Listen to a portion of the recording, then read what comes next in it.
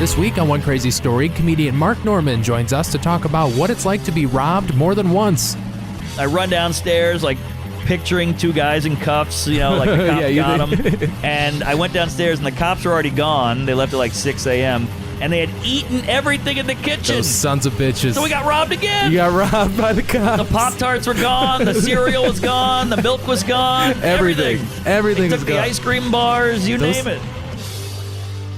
Hello and welcome to another edition of One Crazy Story. I'm your host, Nate Armbruster, and this week I'm talking with comedian Mark Norman. For those who don't know Mark Norman, you may recognize him from his numerous Conan appearances, his Comedy Central special, his other Comedy Central appearances, or you may have even seen him opening up for Amy Schumer or Louis C.K.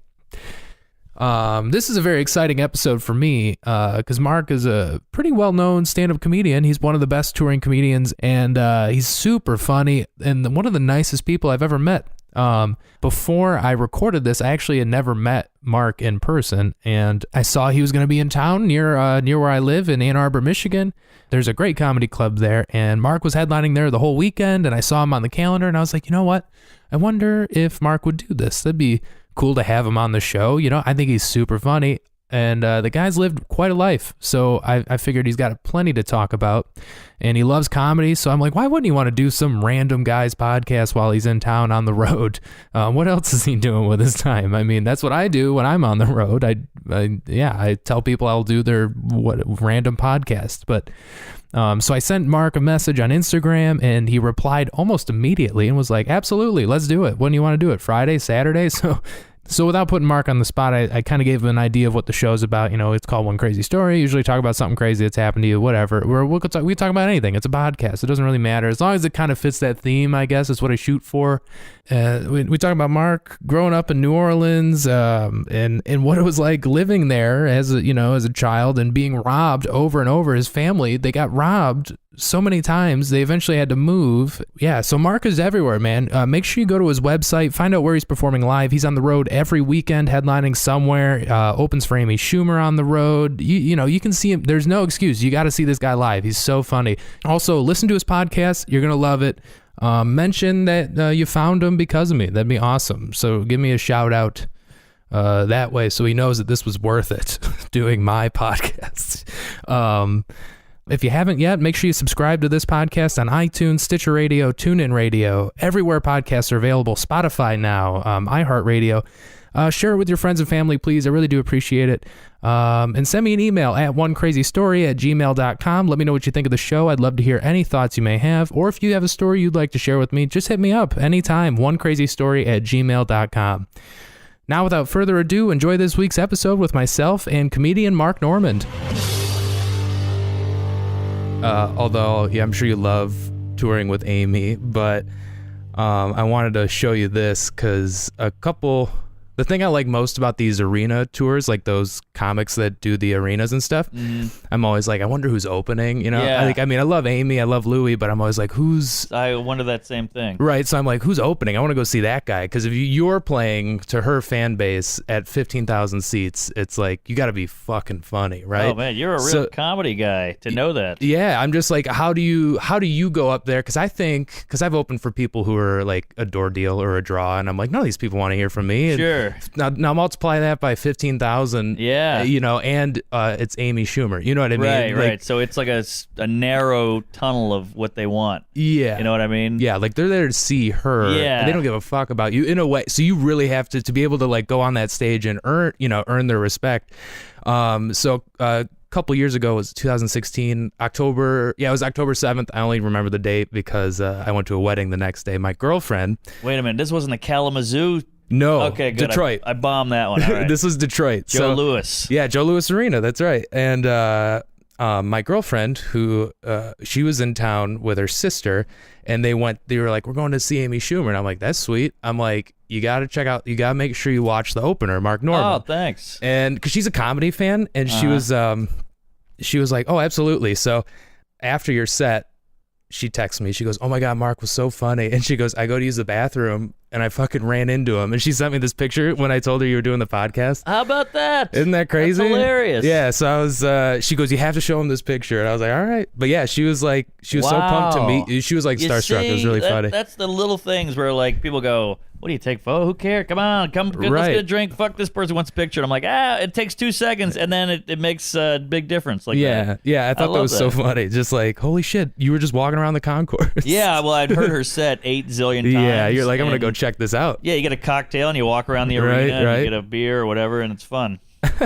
But you know what else is fun? Nerd to nerd is watch a Netflix special or an HBO special, and in the credits they tell you who opened. Yeah. And I used to love like pausing it or TiVoing it and slowing it down. You're like, oh wow, John Mulaney opened for this Birbiglia or whoever. Or like Shane Torres, I know now is like he did like Patton Oswalt's. I think he did Burt's too. Burt Kreischer's, yeah. So it's like all these people. Those are the people I really like to check out because usually they're like kind of the next to break. I feel like they're on the way up. Like List opened for Louis 2017. Yeah. And he put us in. Yeah. Which was insane. I was blown away when I saw that because I opened for Joe. I met Joe here in Ann Arbor New Year's Eve a couple years ago. I don't know if he'd remember me or not, but the next year I'm in New York at Madison Square Garden at the Louis show. Oh, look at that. And I got there and I was like, Joe fucking List is on stage right now. And I'm like up in the balcony, way up in the rafters. How hilarious. And I was like, holy shit, I opened for this guy and now I'm watching him at Madison Square Garden. It was just this really cool. I was more excited to see him than Louis almost after I saw, Right. I mean, it was a great show all around. That was a killer. That hour didn't get its due. I felt like it was so good. But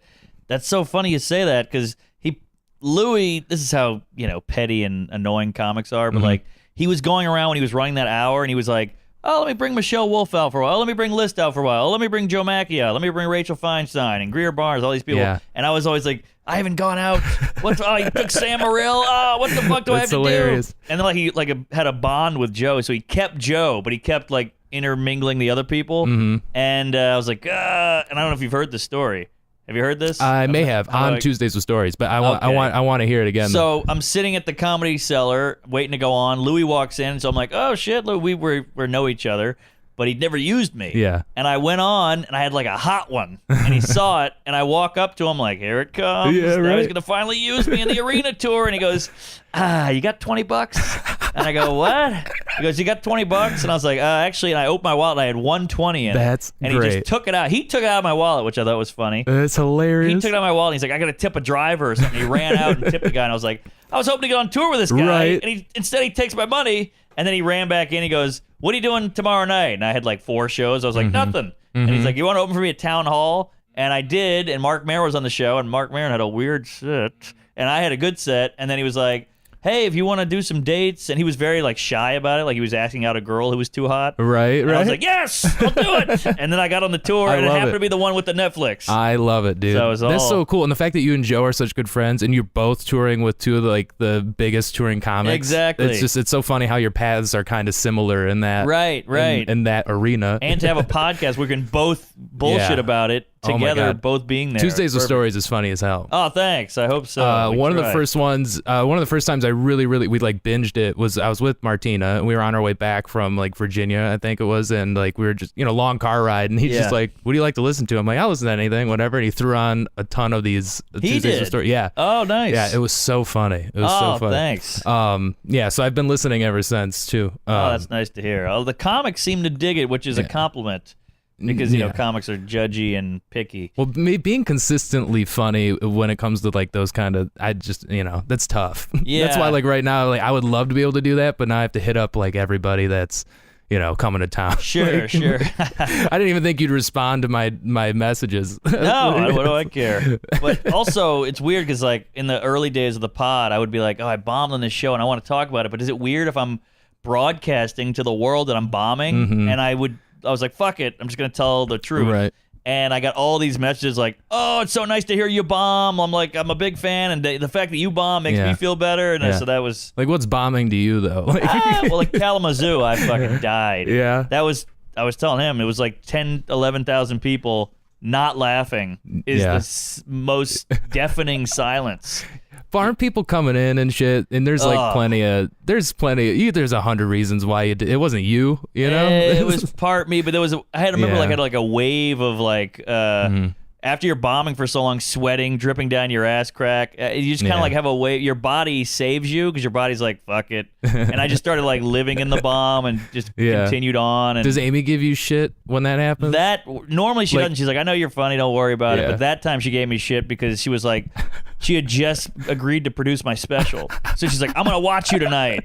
Oh, of course. It's always the one. It's always the one they say they're gonna watch, man. And so she's just watching this guy who she's putting a lot of time and money into to produce a special bomb in front of an arena. It was the worst night of my life. And I remember I just sat at the side of the stage and I was like I got raped. I was holding my knees in the shower. It was That's brutal. Awful. Brutal. You're like talking to the janitor, like, I don't know what happened out there, man. He's like, huh, what? Who are you? Yeah. Which concession are you at? You know when you bomb, you just need to vent. You just like to get it out. It was one of those. Yeah, situations. it's bad, man. It's a bad feeling. And then an arena too. Oh yeah. You're like, that many people saw it. Oh boy. All you can think is everybody in the crowd thinking, this guy sucks. Yeah. Who picked him? Where'd he come from? Where's Amy? Yeah. Where's Amy? What the fuck? So, and also I was checking out your website. You've done five Conans. Is that it? Yeah. Yeah. That's a lot of. That's 20 minutes. 20 or more. 25 minutes. Do you take that from your hour, or do you prep an individual set? I take it from the hour because I think it's one of the perks of not being famous. Yeah. Like Chris Rock, I feel like he's got to save that material for his big special. But my specials aren't like they're coming not soon, Mark Norman. It's just like, oh, this guy put out an hour. So I feel like I can still use it on the Conan. Awesome. So anyway, it is called One Crazy Story. I didn't know if your Thursday flight debacle. Oh no, that's par for the anal. That's nothing. Par for the anal. It was embarrassing. It was annoying. I think that's the title. The ride in was hell because we had to fly to Detroit, then we hovered for an hour, couldn't land, then we had to land in Grand Rapids to refuel, and it's not like in a flight where you can't just land and fuel. You got to like land, wait for the fuel guy, do paperwork. It's then the a fuel whole guy thing. leaves. It's a whole thing. So I'm telling the stewardess of the flight attendant, like, I gotta get on and stage, and she was like, what's going on? Like she thought it was like some big event. I was like, I gotta tell dick jokes to 24 people who are drinking.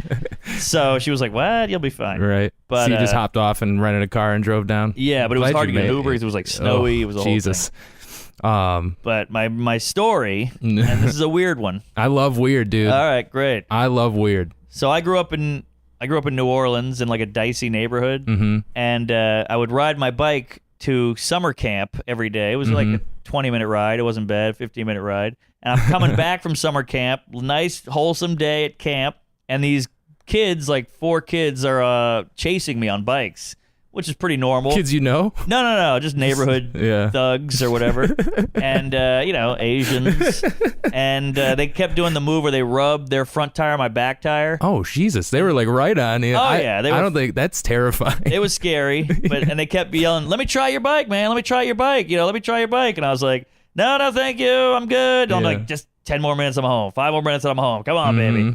And eventually they started getting annoyed. And they're rubbing the tire. They're like trying to grab my handle and everything. And one of them just does the fishtail in front of me. And I go, oh shit! All right. What is this? This is intense. Oh yeah. Well, this was. How old are you? Like I was probably 12, 11, Jesus, 12. That's terrifying. And they were like 17, 16. Yeah, so they had pubic hair. Yeah, to you. To me, these are like tough men. Yeah. And so I was like, ah, fuck, And they were like real poor kids too. Like you can tell. So they'll fuck you up. Oh yeah, they got nothing to lose. Yeah. They were like real rinky dink. What are you gonna do? What are you gonna take away from me? Yeah, exactly. We don't even have a dad. So they pull. Life took my dad away. Yeah. You can't. They skid in front of me, so I'm like, all right, I got to stop now. So then I hit the brakes, and I'm just standing there, and I'm like, what am I going to do? Fight 4 guys, and they're older and bigger and blacker. And I'm like, geez, all right. Just give it back. Or I was like kind of pleading with them, like, just please don't take it. It's my only bike, whatever. And the guy goes, yeah, don't worry. So one kid was sitting on the handlebar, so he jumped off. He tried my bike, and he just goes, check ya, and just rode away. Jesus. And they all started laughing. You got bike jacked, man. I got bike jacked. Well, didn't they have to leave a bike? Oh, you said he was on the handlebars. Yeah, okay. They know what they're doing. This is routine. Shit. It was like those cowboy days where like the guy's holding 2 horses, and he steals one of your horses. But so he took the bike, and I was like, all, what do you go? It was all wispy, like, yeah, just horrible. Yeah, and I'm running home crying, and I get home, my mom's like, what's going on? And I was like, my bike got stolen, and she was like, motherfucker, she got all pissed. So she called the cops. I was like, don't call the cops. What are they going to do? Don't bring police into this. Yeah. I love that this is you're 12 and you're having this conversation with your mother. Don't call the cops, Ma. And I remember I walked by like a living room mirror, and I realized I had face paint. I had like a rainbow face paint because I was at summer camp, like a kid summer camp, and it was like face paint day. Oh my God. So on one side I had like a horse face painted on my cheek, and the other cheek had like a rainbow or something on it. So I was like, I was a fucking sitting duck. I was a target. Yeah, you were asking. I was asking for it. You were asking for it. Of course I don't like a tough kid with a goddamn rainbow on my cheek. So that was like, I didn't realize. I talked to the cop with this, so the cop like took my information with a rainbow. So the cop actually showed up? Oh yeah, the cop and they came. took a statement and everything? Yeah, he took a statement. He didn't. He was just writing, probably like writing "blow me" in a pamphlet. He's just fuck this kid. Yeah. Why am I here? So he had the little notebook, flipped it over, wrote bullshit down, and then at the time I had a transgender nanny. Which Really? I guess was transvestite, big black guy with a wig and high heels. And this was your babysitter? It was like our nanny, housekeeper kind of guy. What year was this? Man, 93. Progressive 94. household. I like it. My parents are the most liberal. Yeah, New Orleans, man. Yeah, hippie dippy folk. So that's cool though. Yeah, it was cool, and to me it was just normal. I was just right. a kid, and his name was Enis, which is weird because it sounds like penis. He had to have changed it to Enis. I assume. I don't know, but like, he was. Jesus Christ, you were meant to be a comedian. I dude. guess, yeah, but it was just normal. He was like a burlesque guy at night. So he was nannier and he would do songs at night for weirdos. Dude, that? Yeah, he was meant to be in New Orleans. Yeah, for sure. he was all very New Orleans. Yeah. So, and by the way, this is on Esplanade Avenue, which is like 3 blocks from the French Quarter. Mm-hmm. So, wow, you grew up right there. Oh yeah, right there, and it was dicey back then. Now it's kind of like cool. And weird. Probably annoying too. Are your parents still there? Like, in the same spot? No, different spot. Yeah, we got robbed a lot. Yeah, damn. Because I went there for the first time last year. Sorry to break away from the story, but I went there for the first time last year. Obviously, did all the Bourbon Street shit just because I've never been, and I was like, I gotta check it out. And then, you walk 3 blocks in one direction, and the cops are like, you guys should probably turn around. And I'm like, what? We're like 2 blocks from like everything else. I know, and he's like, crazy. you're just an idiot, you tourist. It's the weird. It's lawless. Tourists written all over me. It goes street to street. The street's beautiful and churches. Yeah. I mean, it's all beautiful, but then it's like, then you just see, like, you can just tell. I'm like, we shouldn't be alone on this street. Oh yeah. And it used to be especially worse. This guy. There used to be projects, like this whole big thing of projects, like 3 blocks away, and they tore those down after Katrina because it was like they had to get emptied. Yeah. But before that, they were just there. So it was like the projects were 3 blocks away from basically Times Square of New Orleans. Wow. It was insane. So it was always a raping and a mugging. Yeah, and just a whole bunch of shit going on. Beating up, yeah. So I tell the cop leaves, and I tell Enis what happens after I scrub my face. And he's like, fuck that. What'd they look like? I'm like, I don't know, a couple of kids. And he's like, get in the van. Oh, shit. He had this old van, like an A-Team style. Oh, shit. And I'm like, I don't want to get in the van. Fuck it, man. It's over. I've already cried. I hate myself. I have face paint. Yeah, You're a I'm over it. transvestite. What are we doing? We got a lot going on here. There's a lot going on. I've had a day. I've already been to summer camp and back and gotten mugged and the whole thing. Uh-huh. So he's like, get in the van. So I get in the van, and we're just driving around the neighborhood looking for my bike, which feels stupid and pointless. But it's a congested neighborhood. I mean, you could ideally. I mean, it makes sense. Completely. There's you could see those kids just and just riding around. Even as a guy who grew up there and lived in that neighborhood for, I don't know, 10 years, there were still parts I never went in because it was so rough. So we went through those neighborhoods. Oh yeah, because he's. Well, yeah, no one's fucking with guy. Enis, dude. No one's fucking with Enis. Especially the 17, 18-year-olds, Yeah, dude. exactly. So I'm like slouched in shotgun. I don't want anyone to see me, because I don't want to get spotted. And I see these kids on a stoop, like, taking apart my bike. No shit. They're like stripping it? They're stripping it because they don't want people to know that it's my God. stolen. This is like an industry. Yes, it is. I guess so. It's almost like stealing cars and shit. Right. Like, I mean, we're just going to strip this. We'll use the parts or we'll scrap the metal. I mean, I guess so. That's what it sounds like. What an operation these kids had. Oh, yeah. It was impressive. And like I remember they had all kinds of like strewn out parts like on the sidewalk. And he was like, that your bike? I'm like, oh, that's my bike. He's like, you 100% sure? I'm like, yeah, I recognize the fins and whatever. And he was like, all right, wait here. And he gets out of the car, high heels, wig, the whole thing. God. And these kids just start laughing. And they go, ah, look at this faggot. I mean, this is the early 90s, so this was like a crazy thing still. Yeah. And they're like, look at this faggot. They're like jumping up and down. And he just goes, that's not your bike. And they're like, fuck you, bitch. What are you going to do? And he goes, I'm going to take that bike back. And they were like, bitch, blah, blah. And he just took the bike. And I remember the kid like held it. And then Enis yanked it again. And the kid let go. And he stood there like, what are you going to do?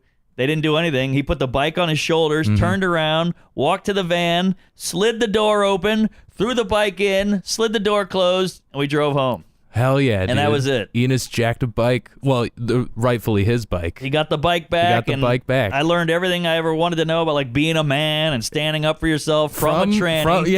And I still think to this day those kids now probably have like a tranny fetish. Probably. They watch tranny porn because they're like they got cucked by this guy. Cucked by Enis. They got cucked by Enis. They got cucked by Enis and Mark Normand. Yeah, I mean, I hopefully they didn't see me. Yeah, I was right. like slunched like down by the. That's great. If you like, I love that. I really love the idea of these kids. You know, Enis gets out. There's no one else around. No. So this guy pulled up for no reason. It's like he just knew it wasn't their bike. You know, he doesn't. He doesn't know it's your. You know, they don't know it's your nanny. That's true, and they would never guess that in a million years. Yeah. Oh my God. I wonder if those kids still think about this day. Yeah, I wonder because that's pretty jarring. I mean, you remember that. Of course. Whether or not, I mean, terrified. you know, if you remember it, I'm sure they do. They must. I mean, it might. I don't know. It's probably equally traumatizing for both of you. Like a 12-year-old getting bike jacked and then trans jacked. Yeah, trans jacked. But to be fair, I'm sure those kids are dead. Yeah, probably. They probably are. Let's hope. I mean, let's go. Yeah, they started stealing cars eventually. Yeah, exactly. And then Enis. You guys keep in touch with Enis? He actually got killed. What? Because he was fooling around with a guy, and then the dong came out, and the guy flipped out and killed him. Are you fucking? Are you kidding? No, me? my mom had like sit down, boys, Holy and shit. told us the whole thing over dinner. Are you kidding me? No. New Orleans is fucking. Oh my God, crazy. I didn't expect that. Mm-hmm. I usually it's usually Jesus Christ. It's usually like, so how's Enis doing? You're like, yeah, we keep in touch. It'd be nice. I'd love to chat. I'd love to have him on the pod. Yeah, seriously. I mean, I bet he's got some goddamn stories. Oh yeah, I'm sure. Like he probably didn't even remember this bike thing. Yeah, no, yeah, this was nothing to him. That was a Saturday, you know. How old were you when Enis died? I think I was like 15. Yeah, man, what a thing to tell a 15-year-old. I know. Yeah, and you know. Yeah. But we grew up fast down there. Yeah, seriously, I don't think anything that's happened to me can even come close. Oh, to you like suburban? No, man. Well, yeah, suburban Detroit, like, you know, pasty white, normal, safe childhood. Right, you know, divorced parents, whatever. That's you know, something. nothing. But I mean, there's no Enis. Yeah, I didn't know probably what transgender was till 2016. You know, I'm way behind on the times here. I'm still learning. Right. What'd your mom say about Enis getting your bike back? Did she hear about it? They were kind of weirdly just like, oh, good, because I think we look at it as like this crazy thing, but to these adults, they're like 40. So like, oh, you got your bike back from those dumb kids? Good, you know? Fuck those kids. And I'm like, yeah, but those kids would beat the shit. They would knock my teeth out. To a 12-year-old, this is huge. Completely. This is your world, man. Yeah, this feels like, you know, America beating Germany, you know, in World War II. But to them, they were like, oh, good, you told those kids what? All right, their dad should punish them. And I'm like, yeah, but this is the streets, sister. Yeah, you don't understand, Mom. Yeah, street justice. Street justice. So, but I walked in on plenty of robberies as a kid. Like, seeing a robbery is so weird. Because you always come home later and the window's broken and the chair's falling down and everything and the TV's gone. That's just a normal thing. You walk into the living room and shit, man. Well, we left that house on Esplanade Avenue because I was at a Mardi Gras parade and two guys knocked on my back door, my parents' back door. My dad answered it like in his underwear and a guy just stuck a gun in and my dad was like, ah! Holy shit. And so they're like, where's the keys to the car? Where's the jewelry? Give me the credit cards, the debit cards. And he was like, okay, take it easy. And my mom runs out, so then they kind of freak out. So they like pistol whip my dad. He goes down. Then they tie my parents up with my dad's neckties and my brother while they're watching TV. And the guy like takes my dad around by the scruff of his neck. He's like, all right, which room is this in? And so eventually they moved out. Yeah, I mean, this is too much. That's the only time that happened. At least the violent thing. Yeah, that was like the last straw. I walked in on one when I was like 8. Really? I was walking downstairs, just walking around, and this guy, giant guy, like I bumped into him in the living room. I was like, "Oh, hey, what's up?" And he was like, "Oh, hey, is your dad around?" And I was like, "Ooh, I don't know. Let me go find him." And I just walked around the house going, "Dad," it was a huge house. And you were onto him. I didn't know. Oh, shit. I didn't know. I was so young and innocent. Yeah. I was clueless. Yeah. And I was like, "Dad, Dad." I'm upstairs looking for my dad because I was an adult wants your dad. It's like important. And then I got up to the front or the top of the stairs, and I could see out into the backyard, or we had a window looking over the back, and I saw him run through the backyard with a computer under his arm, like a monitor. I was like, huh, what does that weird. mean? Yeah. And my dad came Dad's home. computer. Yeah, my dad came home later and was like, what's going on? I was like, some guy came in, took a computer he was looking for. He's like, what? Oh. What? And then they called it. I had to talk to a cop again and describe the guy. Oh, my God. So the cops knew us. What if it was the same cop? It was like, hey, kid with the stolen bike? Yeah. Where's the face paint? Yeah, right. Where's the rainbow? Yeah, so one time we got robbed like 3 times in a month, so it was getting like scary. Jesus. And people were just home during all this shit too? No, my parents worked at a law firm somewhere, and then I went to school. My brother was at school. Yeah, so like during the day you'd come home and shit's missing. Yeah, and we got robbed so many times that we kept calling the cops, and they would be like, all right, this is ridiculous. We're going to send 2 patrol guys to sit in your kitchen overnight just in case somebody breaks in. We'll just grab them. And we were, as a 8-year-old, it's like, that's fucking awesome. We got cops in the house. Like, I felt so safe because it was so scary to live there. Yeah. And so at night, it's like 9 o'clock. There's 2 cops in the kitchen, like sleep, like, in the dark, waiting. Wow. I'm like, this is so cool. And I couldn't fall asleep. Then I finally passed out. 7 o'clock, I wake up. I run downstairs, like, picturing 2 guys in cuffs, like the cops got them. And I went downstairs, and the cops were already gone. They left at like 6 a.m., and they had eaten everything in the kitchen. Those sons of bitches. So we got robbed again. You got robbed by the cops. The Pop-Tarts were gone. The cereal was gone. The milk was gone. Everything was gone. The ice cream bars, name it. Those assholes. And did they come back? Oh, we got robbed like a week later, yeah. Oh, but God. it was kind of silly, just like, we'll stay here one night on the off chance you might get robbed. Right, yeah, New Orleans, man. It's kooky. It's a lawless town. Yeah, how is it now? It's better, but it's like everything else. It's like New York. Like, the edge is gone, but now it's like squeaky clean, and there's a Pinkberry here, and a CVS there, and a Subway sandwich shop. Yeah, we'll put a Chipotle in, and that'll move the poor people. Right. It's like New York just put all their homeless people in New Jersey. It's like, hi, look at us. Yeah, or the South Bronx. Yeah. Yeah, but it's that, weigh your options, what's better. Yeah, well, I'm glad you guys got out of there. Damn. Yeah. Shit. You wonder why Whitey went to the burbs. Yeah. And it's shit like that. Yeah. White flight. Man, that shit's intense, man. I don't think I've ever been robbed. Oh, like, not like. Really? I've not the house, but like, car stolen and like, all right. that shit happens. Yeah, I got mugged 3 times in New York in the first year. Oh, for real? Just like on the street and shit. Yeah, like beat up and shit, or just like robbed? I got knocked out once. Like snuck up on and just... No, it was everyone, and I sound like a rape victim here, but they were all my fault. One time I got shit-faced at this bar that had like quarter pitcher night. So what area? Oh, that's dangerous. What area? This was Hell's Kitchen, which was like the 50s on the west side. And I got drunk alone at this bar. Walked home, and I was like so drunk and tired that I was like, I'm just gonna sit here for a minute. And I sat in like a little alcove. Yeah. And I fell asleep. Man, but being from New Orleans, dude, this is, you're like, what the fuck? It's New York. It's it's kind of like New Orleans. This can't be sleeping on the street in New York or taking a breather.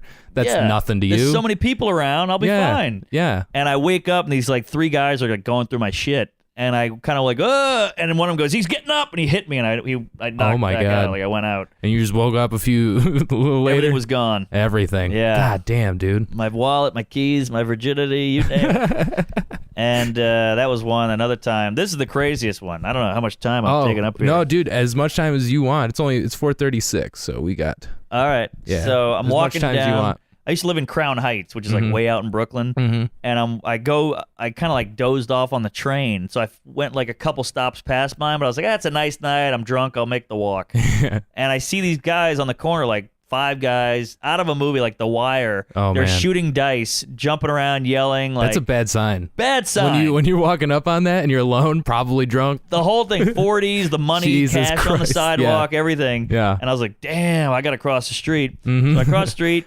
I'm walking past him. I'm like, all right, I got by them. And then I see like an older guy coming towards me. He had a white beard, older, maybe like 50-something guy. And he's like, give me that radio. And I was so drunk, I go, it's not a radio. Thinking that would like sway him, you know? That was your defense. Was it's not radio? Yeah. What radio? Exactly. What radio, sir? And I love that he just said, "Give me that radio." Give me that Like, radio. He wasn't even like, "Hey, kid." Nothing. Like, you know, wasn't. Yeah, no hello. He's a pro. He's just Right. like he's just phoning this one in. I think he was just like, this is too easy. Yeah, this Give me one. that Look at radio. this idiot. He doesn't know where he's at. Right. So he just yanks the cord, and I yank it back, and now we're going back and Oh, forth. shit. And then he picks me up like my shirt, and you know when a business closes, they put that metal gate down. He just starts banging me against those, and it's like Jesus. thunder, like pow, pow, pow. And before I know it, those 5 guys run over and just beat the shit out of this guy. They pull him off me and like start wailing on him, and I'm talking, they're like not holding back. They're kicking him in the face kicking his and everything. ass. And I was just like, ah! And I grabbed my iPod and I go, thank you, and I ran home. Holy shit! Who knew that those guys would be like your You can't savior? judge. You can't judge. Damn, and it's so funny. It's like the world telling you, "You asshole." Yeah, You exactly. across the street. But I talked to a cop about it a couple months later, and he was like, oh, well, clearly they were drug dealers, and they can't have a white kid getting killed in their neighborhood. They'll cause too much Oh, attention to their Shit, turf. that's interesting though. So they had to pick. Yeah, But it tells you a lot about like socioeconomics. that's 'cause interesting. I never would have thought about that. I never would have thought that either, but it's worse for business to have a white kid dead than a black guy. That is true, Apparently. man. It makes sense. It makes sense, yeah. Yeah. More attention would be drawn. Fuck, drug dealers are smart, man. They are. They really are smart. I mean, they're street entrepreneurs, yeah, basically. it's just an illegal. It's just an illegal version of what like, yeah. taxpayers do. And in a funny, it's a business because they're going, this will hurt our brand. You know, if you really translate it, that's what they're saying. That'd be great if they said that while they were kicking his ass. Get out of here, kid. This is gonna hurt our brand.